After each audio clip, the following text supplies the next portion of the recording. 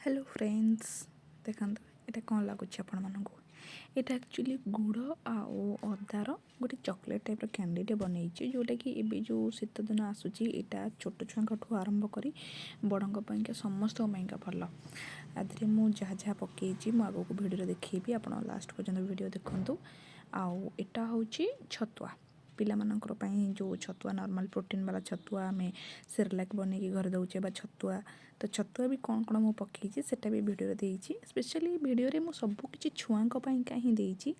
आउ मु केमती कौन बनाए तो सबकि भिडियो देती आपण मैंने लास्ट पर्यंत देखूँ मो पुओ को जेहेतु ए 2 वर्ष क्रॉस कर सारी मो वर्षक पर एमती ही छतुआ बनाऊे काजू पकाए आलमंड पकाए कखारू मंजी भी पकाए जोटा किना वाला ताकू भाजिकी पकाए तो काजू टिके धर 2 मुठा काजू दिए गोटे मुठा आलमंड दिए आ गोटे मुठा मु कखारू मंजी देकी ताकू सही प्रोसेस रे ही भाजे एबे जो देखुछनी कखारू मंजी एटा मु अधिका एथिपै देजी आमे माने भी टिके खाइबो बोली मु अधिका टिके 2 मुठा दे देइतिली तो मु गोटे मुठा किंतु छतुआरे बनई देखो ये टिके फाटिबा टाइप हम बा ब्राउनिश कलर हो सबको आप काढ़ीदेवे गोटे गोटे थर करके आप सबकि भाजी पारे मु तो मो पु को मुढ़ी दिए आप चाहिए चूड़ा सहित भी करेंगे चूड़ा को टिके भी एमती फ्राए करेंगे तो मुझे तो मुढ़ी देती तो मो मुढ़ी को भाजिली जीरा को भी टिके भाजबे यहाँ हूँ मखाना तो मखाना छुआ हेल्थ में बहुत भल तो मखाना को भी भाजबे तो मखाना को से समय पर्यंत भाजबे मीडियम देकरी जमीक मखानाटा को चापिले से भांगु जिते देखिए मखानाटा भांग आप जानवे कि मखाना जी हवा कथा हो सारी आप काढ़ीदेवे तो ये सबू ठंडा टिके करी आप ग्राइंडर थोड़ा थोड़ा कर हल्का हल्का करके जेहेतु आलमंड टिके तेल अंश रही तेणुकर टिके एका टाइम ग्राइंड करने चेष्टा करेंगे टिके टिके गैप नहीं नहीं का आपको ग्राइंड करेंगे चलतु अदा चॉकलेट बनैबा से लगी अदा गोलमरिच लुण जीरा हल्दी गुड़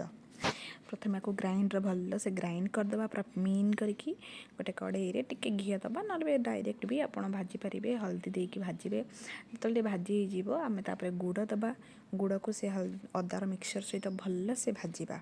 जो देखा गुड़ फुटी आसो आम से टाइम रे गोटे बाउल पानी नहीं से जो फुट माने मिक्सचरटा को आम टिके पकेबा जमती देखा गुड़ पागटा चॉकलेट सेप्रे हो आसुव माने पानी टिके हाथ में चॉकलेट सेप लगुव जानवे कि गुड़ पागटा कंप्लीट हो सारी तो गैस टाक में बंद करदे आ गोटे प्लेट रे ये जो गुड़र मिक्सचर अदा और गुड़र मिक्सचर टाक गोटे गोटे सेप्रे आम चॉकलेट सेप हो जेकोसी सेप्रे आम खुशी हिसाब से देकी बनईदे आटा शीत दिन खाଇବା देहपाई तंटी बहुत भल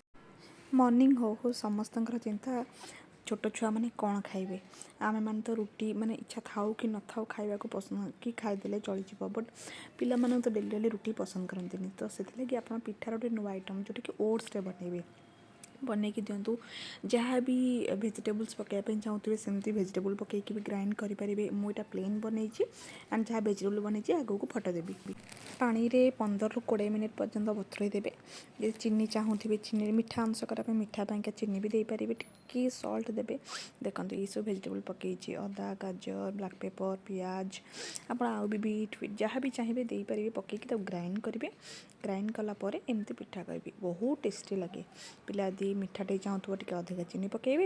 यदि मीठा कम चाहूँ तो कम चीनी पकईबे जदि बड़ बड़ पिठा सपोज आप न हो पारे तो आप छोट छोट एमती छिला टाइप्र भी बनइबे मोर बड़ पिठा भी होता बट मुझे देखापी एमती छोट छोट क्या छोट छुआ को छोट छोट पिठा देले से भी खाया पसंद करती थे बनईकी पिला दिंतु एक तो सब भेजिटेबल भी खाइबे प्रोटीन भी खाइबे माँ मैंने पिला पेट खुशी तो माँ मान मन खुशी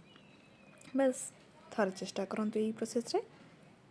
नेक्स्ट टाइम बनवा चलते अमृतभंडार भजा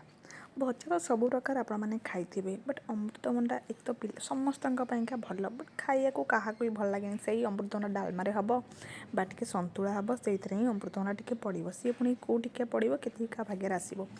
देखो अमृतभंडा को पूरा सरू सरू कर काटिदेवे ता संगे टेस्ट एनहांस आप आलू भी देपारे माने कम आंचरे ताकू सीम रे पूरा कंटिन्यूअसली एमती एपट सेपट करी करी करी करी देखिए जिते भजा हो जमी नॉर्मल भजा जाए पियाज जीरा दिया कि सेमती ही घोरे घोरे भाजबे बहुत टेस्टी लगे और बहुत हेल्दी ପିଲାମାନେ ତ ଏମିତିରେ ଆଳୁ ଭାବିକି ଅମୃତଭଣ୍ଡା ବି ଖାଇବେ ଆଣ୍ଡ ଆପଣମାନେ ବି ରୁଟିରେ ଖାଇପାରିବେ। ଥରେ ଏଇ ପ୍ରୋସେସ୍ରେ ଅମୃତଭଣ୍ଡା ଭାଜିକି ଖାଆନ୍ତୁ ଆଣ୍ଡ ମୋତେ କହିବେ କି ଏତେ ଟେଷ୍ଟି। ଅମୃତଭଣ୍ଡା ଏକ ତ ଗାଁ ହେଉ କି ଟାଉନ୍ ହେଉ ସବୁ ଜାଗାରେ ଇଜିଲି ମିଳିଯାଏ। ତ ଇଜିଲି ଯଦି ମିଳିଯାଉଛି ଏତେ ଭେଜିଟେବୁଲ୍ ରେଟ୍ରେ ଆଉ ପ୍ରୋଟିନ୍ ବାଲା ଖାଇବା ତ କାହିଁକି ବି ଖାଇବାନି। ଥରେ ବନେଇକି ଖାଆନ୍ତୁ, ପିଲାଙ୍କୁ ଟିଫିନ୍ ବି ଦେଇପାରିବେ, ଘରେ ବି ଛୁଆଙ୍କୁ ଦେଇପାରିବେ, ଆପଣମାନେ ବି ଖାଇପାରିବେ। ଯଦି ଭଲ ଲାଗିଛି ଭିଡ଼ିଓଟି ପ୍ଲିଜ୍ କମେଣ୍ଟ କରିବେ।